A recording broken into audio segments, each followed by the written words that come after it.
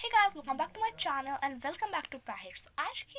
आज है हमारा first lesson of present indefinite tense in spoken and written English both. So guys, specially beginners के लिए ना काफ़ी मुश्किल होता है। वो बड़े बड़े कॉलेजेस इंस्टीट्यूट में जाते हैं इंग्लिश लर्न करने के लिए, क्योंकि कभी ना कभी तो हमें बाहर जाना पड़ेगा या हमें इंग्लिश बोलनी होगी। और काफ़ी अच्छी लगती है जब हम कोई इंग्लिश किसी के मुँह से सुनते हैं, यार wow, it's so good, it's so modern and it's so good for your education. So English भी एक तरह का सब्जेक्ट होता है जिसको लर्न करना काफ़ी इंपॉर्टेंट है, जिसको समझना काफ़ी इंपॉर्टेंट है, बिकॉज ये हमारी कई चीज़ों में यूज़ आता है। लाइक अगर आप बड़े होकर बाहर जाकर स्टडीज़ करोगे तो वहाँ हिंदी तो चलेगी नहीं, बट इंग्लिश एक ऐसी लैंग्वेज है जो हर कंट्री में चलती है, इसलिए इंग्लिश लर्न करना इज़ वेरी इंपॉर्टेंट। सो आप टेंशन मत लीजिए। आज मैं आपको जिस तरीके से प्रेजेंट इंडेफिनिट, फर्स्ट हमारा लेसन है प्रेजेंट इंडेफिनिट, सिखाने वाली हूँ, वो इट्स रियली इजी। सो अब जल्दी से अपनी पेन कॉपी निकाल लीजिए एंड लेट्स गेट स्टार्टेड।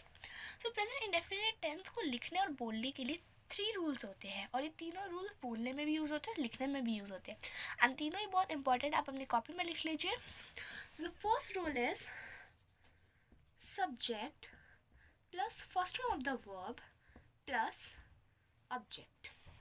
सब आप सोच रहे होगे सब्जेक्ट क्या होता है। सब्जेक्ट मीन्स किसी का भी नाम, या सब्जेक्ट एक तरह का नाउन होता है, ये कभी कभी प्रोनाउन भी होता है। ऑब्जेक्ट मीन्स कोई चीज़, लाइक आपको पता ही होगा हम ऑब्जेक्ट बोलते हैं, लाइक एप्पल, चेयर, टेबल, ये सब ऑब्जेक्ट्स है, चीज़ें हैं। सो वो होता है हमारा ऑब्जेक्ट। और वर्ब की फर्स्ट फॉर्म, मतलब वर्ब की टोटल 3 फॉर्म्स होती है। जैसे मैंने बोला कि मैं खाता हूँ या मैं खाती हूँ, आई ईट, तो ईट है हमारी वर्ब की फर्स्ट फॉर्म। बट मैं खाता था, आई एट, जब हम पास्ट में, अभी मैं आपको नहीं करवा रही वो चीज़, बट हम वर्ब की 3 फॉर्म्स बोलते हैं। प्रेजेंट में हमेशा eat, ate and eaten, third form होती है ईटन। सो यही होती है वर्ब की, इसमें हम प्रेजेंट डेफिनेट में वर्ब की फर्स्ट फॉर्म यूज़ करते हैं। Second rule is this, first form of the verb plus S और es with third person singular, person singular. So मैं आपको बताती हूँ।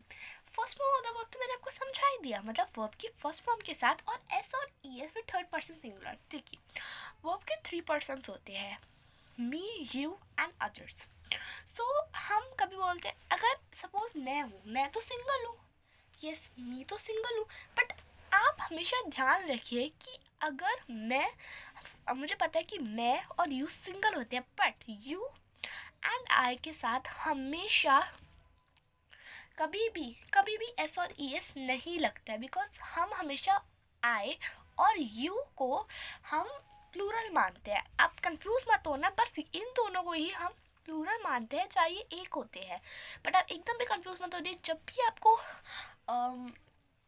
यू एंड आई देखिए, आप उसके साथ हमेशा कभी भी ई और ई एस के साथ मत यूज़ करना, क्योंकि फिर वो आपका रॉन्ग हो जाएगा। क्योंकि हम इंग्लिश कन्वर्जेशन भी कर रहे हैं, रिटर्न भी कर रहे हैं, तो आप कभी भी यूज़ मत करना, सिर्फ कंफ्यूज मत होइए। तो आई, यू और अदर्स मतलब लाइक कोई प्लूरल थिंग, लाइक आई से लाइक मैन प्लूरल होते हैं, बट मैन एक होता है।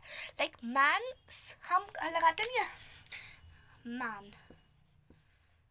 मैन होता है। ऐसा नहीं कि हर किसी के साथ ये एस और ई एस लगे, बिकॉज किन्हीं आपने प्लूरल और सिंगुलर तो पढ़ा ही होगा। लाइक प्लूरल में सिंगुलर में हम बोलते हैं मैन, तो उसका मैन हो जाता है, हम मैंस नहीं बोलते हैं। बट हम एप्पल, सपोज एप्पल है, बट एप्पल को हम एप्पल्स बोलते हैं। सो एप्पल, अगर हम एक एप्पल की बात कर रहे हैं तो एस और ई एस लगेगा वर्ब की फर्स्ट फॉर्म के साथ, मतलब फर्स्ट फॉर्म के साथ एस और ई एस लगेगा। लाइक अगर मैंने बोला वह सेब खाती है, तो अब मैंने यहाँ पर एक सेब की बात करी है, वह सेब खाती है, तो मैंने एक सेब बोला। मैंने ये नहीं कहा कि वह बहुत सारे सेब खाती है, वह 2 सेब खाती है, मैंने सिर्फ एक की बात करी है, वह सेब खाती है। सो इसमें हम क्या, आपने पढ़ा ही होगा, शी ईट एन एप्पल।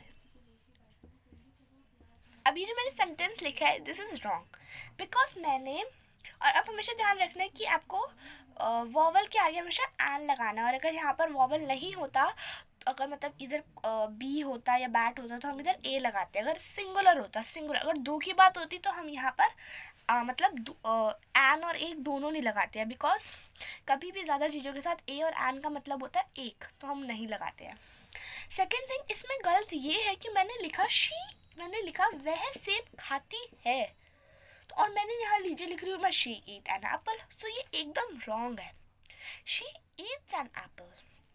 मैंने आपको कहा था कि क्योंकि ये शी जो है, शी तो एक ही है, चाहे वो लड़की होगी कोई, हमें लड़की का नाम नहीं पता, it is a pronoun, but हमें ये तो पता चल ही रहा है कि शी एक ही है, शी एक ही है।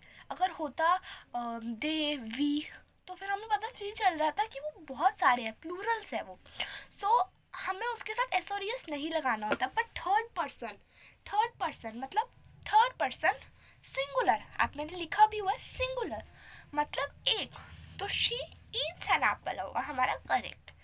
सो आपको समझ आ गया होगा कि प्लूरल के साथ हम एस और एस नहीं लगाते, पर थर्ड पर्सन सिंगुलर के साथ हम एस और एस लगाते हैं। सो होपफुली आपको सेकेंड रूल भी समझ आया होगा। अब हम चलते हैं थर्ड रूल पर। सो गाइस, जो थर्ड और लास्ट रूल वो है डू और does plus first form of the verb. So do और डज क्या है आपको, अगर अब हम पूछते हैं ना कभी क्वेश्चन, डू और डज हमेशा याद रखना है कि डू और डज हमेशा क्वेश्चन में लगते हैं। जब हम कभी भी किसी से क्वेश्चन पूछ रहे होते हैं, लाइक क्या तुमने सेब खाया या क्या उसने सेब खाया, और अब आप सोच रहे हो कि डू लगाए या डज लगाए। देखिए डू उसके साथ, अब सोच रहे हो डू के साथ ई एस क्यों लगा, हमेशा डज उसके साथ लगता है जो एक बंदा हो, सिंगुलर हो, और डू उसके साथ लगता है जो बहुत सारे हो। बट आई और यू के साथ हमेशा डू लगता है। Do you eat an Apple, क्योंकि मैंने आपको पहले ही बताया है चाहे वो हम उसको, चाहे वो एक ही हो, पर हम उसको प्लूरल में काउंट करते हैं सिर्फ इन्हीं दो को, तो आप प्लीज़ कंफ्यूज मत होना। बाकी सारे सिंगुलर शी ही और किसी भी एक चीज़ के बारे में बात करें तो वहाँ डज लगता है, और बाकी सारी चीज़ों के साथ डू लगता है, और उसके साथ फर्स्ट की फर्स्ट फॉर्म लगती है। So let's make a sentence. So पहले मैं आपको फर्स्ट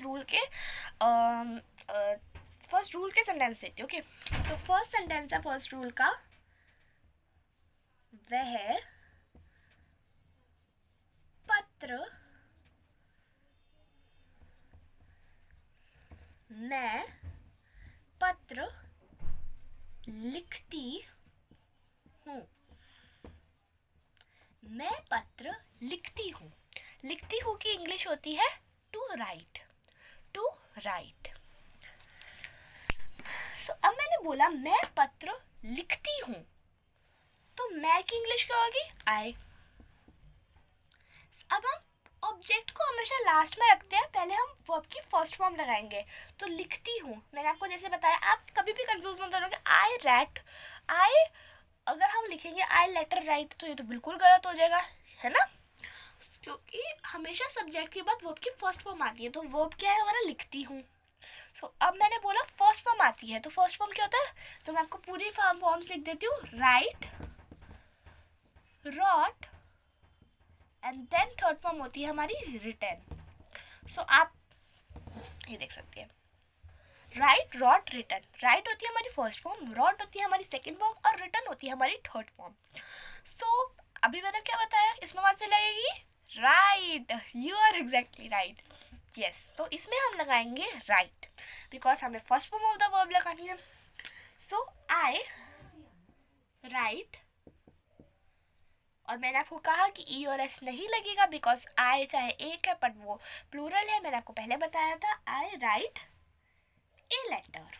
अब यहाँ पर ए क्यों लगा, क्योंकि मैंने सिर्फ एक पत्र की बात करी, मैंने पत्रों नहीं बोला, या मैंने दो पत्र नहीं बोले, मैं सिर्फ एक पत्र लिख रही हूँ, चाहे मैंने यहाँ लिखा नहीं है पत्र। आप कभी भी कंफ्यूज मत होना, हिंदी में मैंने पत्र लिखा, या मैंने अगर मैं बोलूँ मैंने दो पत्र लिखे, हम बोलते नहीं मैंने चार पत्र लिख लिए है, ठीक है, तो उसमें हम बोलते भी है, बट इसमें हम बोल रहे मैंने पत्र लिखा, मैं पत्र लिखती हूँ, आई राइट ए लेटर, मतलब मैं एक पत्र पत्र लिखती हूँ, आई राइट ए लेटर।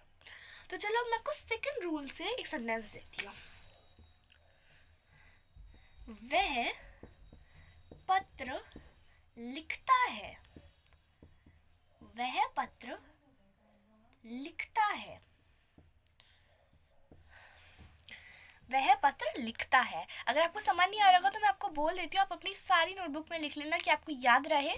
वह पत्र लिखता है मीन्स अगर हम इसमें वह है और वह होता है सिंगुलर, लिखता है मतलब लड़का है, सो हम वह की इंग्लिश क्या हो जाएगी, ही, बिकॉज वो लड़का है, ही राइट्स। अब हम क्या लगाएंगे, पहले हम first form of the verb लगाएंगे, वर्ब पहले आती है, तो ही। अब यहाँ पर राइट लगेगा या राइट्स, राइट्स लगेगा, बिकॉज ये हमने सेकंड फॉर्म के बनाया है, और सेकंड फॉर्म में जब अगर ये हमारा एक है ही, तो एक ही है, लड़का तो एक ही है, इसमें बहुत सारे लड़कों की, बॉयज़ की तो बात नहीं करी, सिर्फ एक ही लड़के की बात करी है। So he writes a letter, so he writes a letter. So अब हम थर्ड रूल पे एक सेंटेंस बनाते हैं। अब मैं आपको ये ध्यान से सुनना, बिकॉज इसमें हम क्वेश्चन बताने वाले हैं। क्या वह पत्र नहीं, क्या वह पत्र नहीं लिखता है। अब मैंने यहाँ बोला है, अब मैं क्वेश्चन पूछ रही हूँ, अब क्वेश्चन आ गया, और जब भी मैंने आपको बोला क्वेश्चन आता है तो हम थर्ड रूल यूज करते हैं, थर्ड रूल का इस्तेमाल करते हैं। अब मैं आपको बता दी हूँ, सबसे पहले सपोज हम पहले ना जब भी हम बनाते हैं, जब हम सीख रहे होते हैं, स्पेशली एक बिगनर की तरह, पहले सपोज आप क्या को छुपा लो, क्या को छुपा लो, क्या नहीं है सपोज सेंटेंस में, वह पत्र नहीं लिखते, तो वह पत्र नहीं लिखते है कि क्या होगी,